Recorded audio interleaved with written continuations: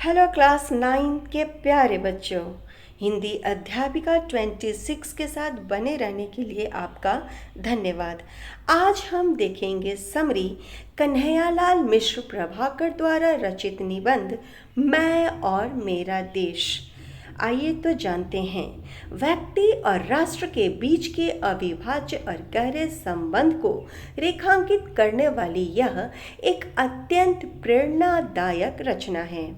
लेखक का मूल प्रतिपाद्य यह है कि व्यक्ति की पूर्णता उसकी अपनी निजता, उसके परिवार और उसके क्षेत्र तक ही सीमित नहीं है, बल्कि वह अनिवार्य रूप से राष्ट्र की अस्मिता से भी जुड़ी होती है। नागरिक और देश का सम्मान एक दूसरे के पूरक हैं। यदि नागरिक का सम्मान बढ़ता है तो राष्ट्र गौरवान्वित होता है, और यदि देश का मान बढ़ता है तो नागरिक का गौरव स्वयं ही स्थापित हो जाता है।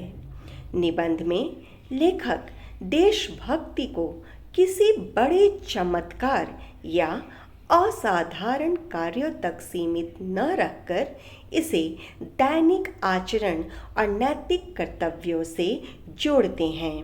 वे तर्क देते हैं कि देश के प्रति प्रेम और सम्मान की भावना ही वह शक्ति है जो एक साधारण नागरिक को भी महान बना देती है।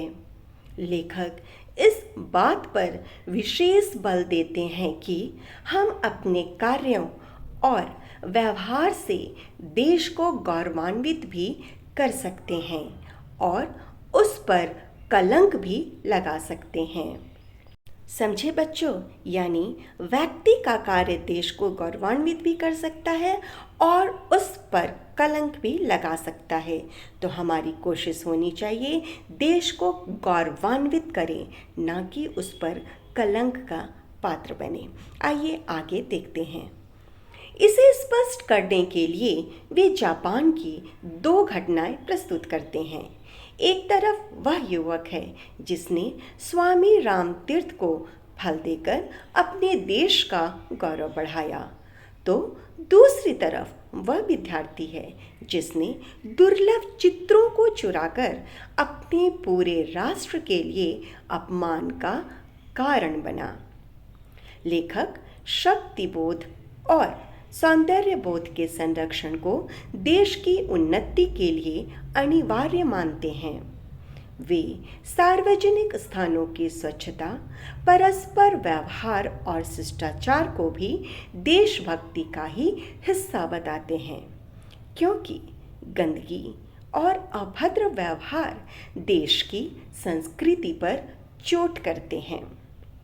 साथ ही वे इस बात पर गहरी चिंता व्यक्त करते हैं कि हम अपने देश की तुलना दूसरों से करके अक्सर उसे हीन सिद्ध करने की प्रवृत्ति रखते हैं, जो हमारे सामूहिक मानसिक बल को कमज़ोर करती है। तो बच्चों, इससे आप ये सीख रहे हैं कि हमें अपने देश को दूसरे देशों के सामने कभी भी कम नहीं आंकना चाहिए। अगर वह कम है तो किसके कारण? हमारे कारण ही ना। तो आइए हम मिलकर के उसे ऊपर उठाएं, न कि उसे हमेशा हीन समझें। हम इसके जिम्मेदार हैं, तो देश को गौरवान्वित करना हमारे हाथ में है बच्चों। आगे देखिए। अंततः लेखक का संदेश स्पष्ट है। राष्ट्र के प्रति कर्तव्य निष्ठा का सबसे बड़ा प्रमाण नागरिक का विवेकपूर्ण आचरण है।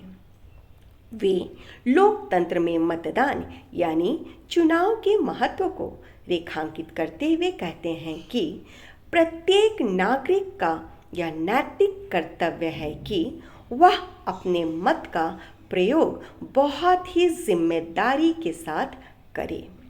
सही और योग्य व्यक्तियों का चुनाव करना राष्ट्र की सुरक्षा और प्रगति के लिए सर्वोपरि है।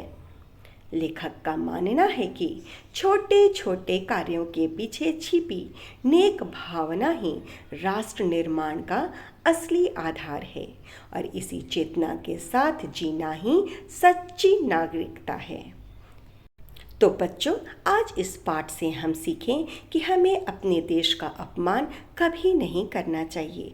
हमेशा हमारी यह कोशिश होनी चाहिए कैसे देश का मान बढ़ाएं। प्यारे बच्चों, अगर आप लोगों को मेरे साथ हिंदी पढ़ना अच्छा लगता है तो कृपया मेरे चैनल हिंदी अध्यापिका को लाइक करें और शेयर करें। धन्यवाद।